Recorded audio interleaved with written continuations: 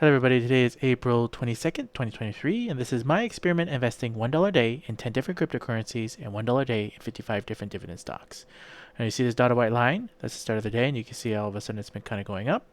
We can look at the 1 week period, and we can see right here it went down, and it's kind of actually in a downward state. We look at the 1 month period, and we're actually still higher than when we were before the 1 month period.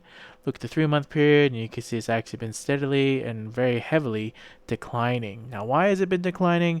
Probably a lot of different reasons, but when the Fed finally announced that, we're probably going to actually be in a recession, that's probably a big deal. And so things are starting to look more realistic, and maybe, possibly, not maybe, possibly, but a recession is coming at the end of this year for sure. And people's jobs and other things may be at stake. Now you can see right here that Bitcoin is obviously still at a decent high rate, 27,000. We can see all these other ones are also doing, not that bad, but a lot of these other ones obviously are in the negative based on my dollar amount that I have in here. I like to look at it total return. If I look at today's return, you can actually see it's more in the green compared to yesterday. Friday was the last trading day for stocks, but for cryptocurrencies constantly trade even on Saturday and Sunday. Now you can see all these other ones are also in the red. You can see that my total return, that some of these are, and I expect it to go down further. This was part of my plan. And I know somebody also mentioned in a comment in one of my other videos was exactly how much am I investing? I'm investing $1 a day each in 10 different cryptocurrencies and $1 each in 55 different dividend stocks. Now, this is an important note because for me, I can financially afford that. I'm very close to my 40s. I'm not young. I have a decent amount of money saved up. I've always just put money in the bank. And not knowing how to invest or do any of those things, I did my own research after when I saw that possibly a recession's coming, and I was like, okay, let's see how I can make some other money or some passive income. And so what I came up with after doing a whole bunch of research or reading different books, like I read Rich Dad, Poor Dad, I read a bunch of other books, watched a bunch of other videos and other finances things, and he teaches about doing real estate and other things. But for me, I don't see myself being a landlord real estate agent in the current time period because I don't want to risk my family livelihood. But dividend stocks I saw in the long term, and mainly for the long term, also for when I decide to retire, when I become close to my 60s or above my 60s, when I do retire, dividend payments, they pay you out, and you can make up to $80,000 as of the tax laws right now and not have to pay taxes on the dividends if that's your only income. Now, obviously, you still have to take Social Security into account or any other type of means of income that you have, but you can get up to $80,000 in dividend payments and not have to pay taxes on it. Now, why is that significant? It's significant because if you know your paycheck, you look at your paycheck, right? And maybe you're getting paid $40,000 or however much you're getting paid in today's day and age, and you get taxed on all of that. And so I was thinking, okay, if I'm retired and I'm making $80,000 in dividends, if I can get to that amount and get paid dividends every single year up to $80,000 and don't have to pay taxes on it, it's actually a larger amount compared to the taxes that you get, regular income that you're getting from other places. So that's kind of what's happening right now. This is how my investments are doing. You can see that they're down, and I'm expecting this. I had planned for this, even though I started back in January 6, 2023. I was expecting it to go into a recession. And when it does eventually maybe reach closer to the bottom, which I'm expecting it to be way, way down, I'm going to hopefully I'll be able to convince my family, my spouse, that I can put more money in instead of investing and then watch it over like a 5 or 10 year period to grow and keep going. But I'm not going to stop my $1 a day investment. So if I come over here and I look at my investing, and I scroll down here and I view my recurring investments, and you can see right here, I'm doing $1 a day every single trading day. So stock day, which is Monday through Friday, and then $1 a day every single day for cryptocurrencies. And it's just constantly keeps going. And this is my plan. Now, for those of you that may be just joining me, the main reason why I'm investing in cryptocurrencies is this is my short-term end goal, in a sense, where if these were to shoot up for any reason and I were to make a decent amount of profit, I would sell off my cryptocurrencies and reinvest it back into dividend stocks, because my long-term play 20, 30 years from now is to eventually be able to just live and get my passive income off my dividends. That's going to be my strategy. Now I'm expecting these to go down, but instead of worrying and being stressed out, I am excited. And this is my stress-free in the sense of I haven't set it and forget it. I am only checking back in this every Monday, every Friday to create a video for everybody. And now I know I missed Friday as yesterday. I got busy and there was a bunch of family stuff that I had to take care of. So I'm creating this video today so that you can see. But it's literally just I set it up like a subscription, like Netflix or like Amazon or whatever I'm going to set it up for. And I already did my math. I already have everything set up where I'm just doing it and going through.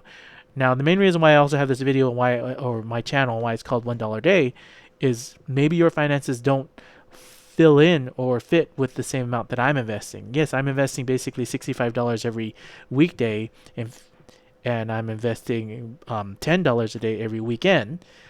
But maybe you don't have that ability to do something like that. And so the main reason why I say $1 a day is pick a goal and start somewhere. Like, don't wait until you're close to your 40s like me, where you have to all of a sudden try to pick up if you want to think about your future. Just set $1 a day into something. Now, I'm not a financial advisor. I'm not telling you to buy or sell any of your assets. I'm just showing you my own example. And so the question can be asked, what if I invested $1 a day in something, one of these things, where would it be today? So if I invested, for example, $1 a day in VNO, back in January 6, 2023, where would it be today? Well, you'd be down negative $10. But like say, for example, you went over and you did JP Morgan and you started doing $1 a day, January 6, 2023, you'd be up $2.36 as of today. That's where you would be. And so it's just more of a entertainment, show you where it's at, see where it's at. And if you decide to start, great. If you don't decide to start, at least start saving $1 a day. There's a lot of people out there, and I talked to my spouse. She's from a whole nother different country, and she doesn't believe me when I say that there's a lot of people out there that live paycheck to paycheck to paycheck. They never have money saved up to do other things like take a vacation or go do fun things, or they always are spending it. They're always using their credit card. They're always in debt. Where I've had all those mistakes when I was young. My mother owned her business. She lost her business. House went up for foreclosure. I went straight into construction. I went straight to work. I dropped out of high school and I just went straight to work. And then I just worked job after job after job. And I'm not talking about just small kind job. I did construction. I worked 80-hour weeks. I was on the island of Oahu on the North Shore, nonstop. All you had to do and all you could do was work. You didn't have fun. You didn't have time to go play on the beach anymore. I wasn't a kid anymore. I didn't have time to go surfing or skateboarding or do any of those things. I did all that when I was a kid. But as soon as I hit high school age, it was like, I got to start making money or we're going to lose our house. We're not going to have food. We're not going to have anything. Like everything just went up into like not a really, really good state. And so just jumping in and learning to work hard and then saving money was an important thing to me. Like I helped my mother do her taxes. I saw how much her business was making. It was just a small flower shop that was, on the North Shore, and it was tough times. It was hard times. And so when she lost her business, it was really critical to our family. And so we had to do other things to get by. And so there's this other saying that, some people will bring up, if you can't afford 5 of them, you shouldn't buy 1 of them. Well, I like to take it a step further. And if you can't afford 10 of them, you shouldn't buy 1 of them. If you can't afford 10 phones, you shouldn't be buying 1. If you can't afford 10 tacos, you shouldn't be buying 1. If you can't afford 10 hamburgers, you probably shouldn't be buying 1. Now, you don't have to live by that philosophy, but if you want to eventually get ahead of wherever you are now, and you don't even have $1,000 in the bank, or maybe you have less, maybe you don't even have any money, maybe you only have $300 in the bank, just start putting away $1 a day into something. Like put it in, I used to go around and back in the day, everyone used coins. You could find pennies, you could find nickels and dimes. I once even found $20, and then one time I was very, very lucky. I found even $100. But I was a kid back then, I didn't think of my future. I took the $100, spent it on food and things. Well, instead, take it and put it somewhere where it can either grow or save. Like there's a lot of banks right now that are doing offers for CDs. Like you can get a CD account, which you can put into the bank, which is FDIC insured, which you can get your money back if you put it in for maybe a 7-month period or a year period or a year and a half period, and you can let that start growing. Now, it doesn't seem like much, but if you've been around for as long as I have, and you go around and you actually look at these dividend payments, like when I put money in the bank and you had money in the bank, I was lucky to get like $3 out of a year. I've already earned over $9 in the month of March for way less money that I'm considering this almost like a bank in that sense. Now, I have other different visualizations and ways. If you watch some of my other videos where I talk about like going to the arcade and using it like our arcade tickets, but all these different things play into maybe, save $1 a day and your life could change and be different. And the main reason why I start with $1 a day is after you save $1 a day, or if you can't afford $1 a day, maybe it's 1 dime a day, 10 cents a day. If you can't save 10 cents a day, save one penny a day. If you saved 1 penny every single day, it will eventually grow throughout that year. Now, it's not that much, but maybe you'll get excited about it and you start developing habits to start putting away $1 into something for your future to come. Those are just some things that you maybe can develop those habits. Now, I'm like, oh, Tilney, I don't even have enough money to save 10 cents a day or a penny a day. I'm already working 2 jobs. I'm already working 3 jobs. What can I do? Start thinking about how to make some sacrifices in other areas, right?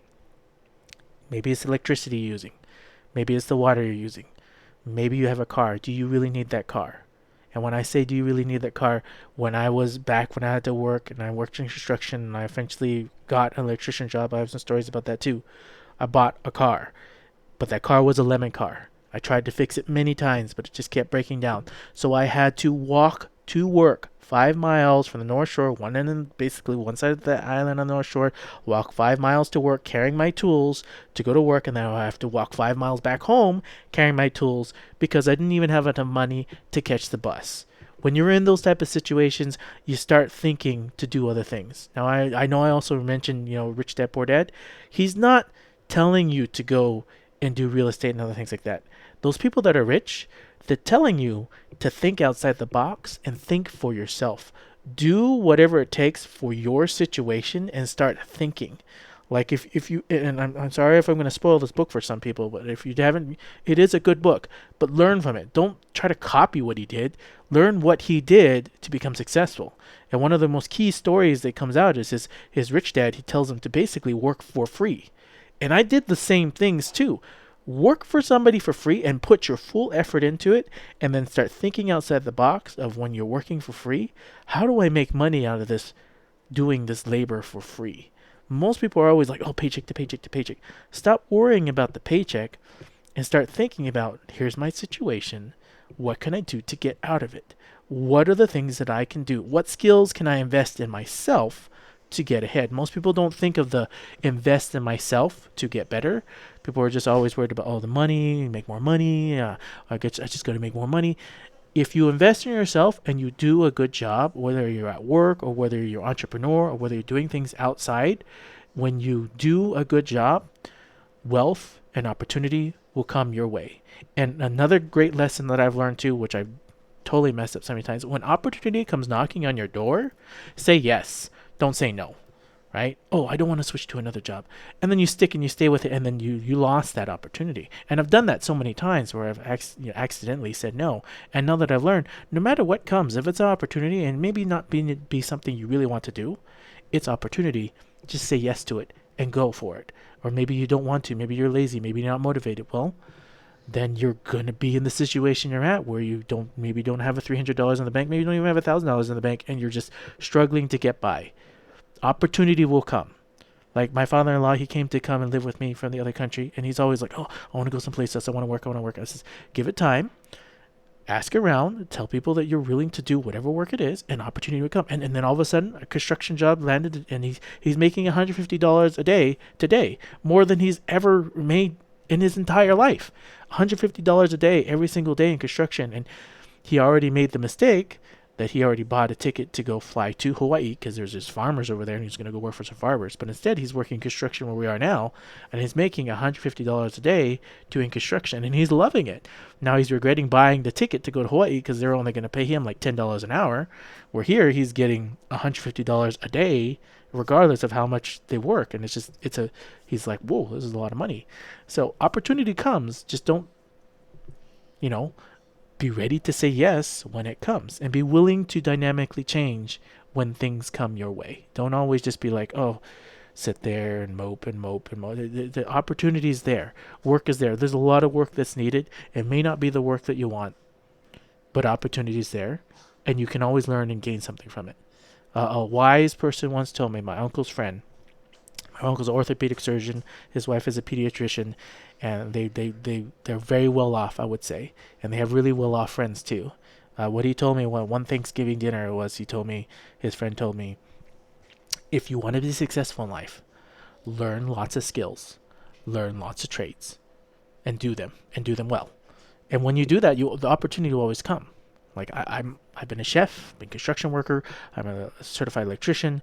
I now do support. I know how to develop and code. I can fix programs. There's so much more skills that I have learned to be able to do. I know how to farm, all these different things, and I apply them to my life, and I do them.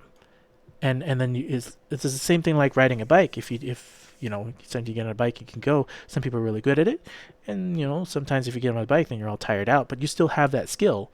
It's not going to leave you. If you enjoyed this content and you stayed here this long, thank you so much. Go ahead and leave me a comment. Tell me what you like, what you don't like. Tell me how I can improve. I'm doing these videos for everybody, for you to learn, for you to see, for the opportunity, sharing my life stories. I'm just trying to help people out. So give me comments. Let me know what you like, what you don't like, what you would like to see. And then also, if you feel like it, go ahead, and it helps me out. You can subscribe if you want to get notified at least once a week, or maybe twice a week. How I'm posting every Monday and Friday. If you don't want to subscribe, that's okay as well. Come back once a week, just check it out, or maybe come back once a month, check out to see how this is doing, and support me as you can. That would be very, very helpful, very, very appreciated. Thank you again for being here, and you all have a wonderful rest of your day.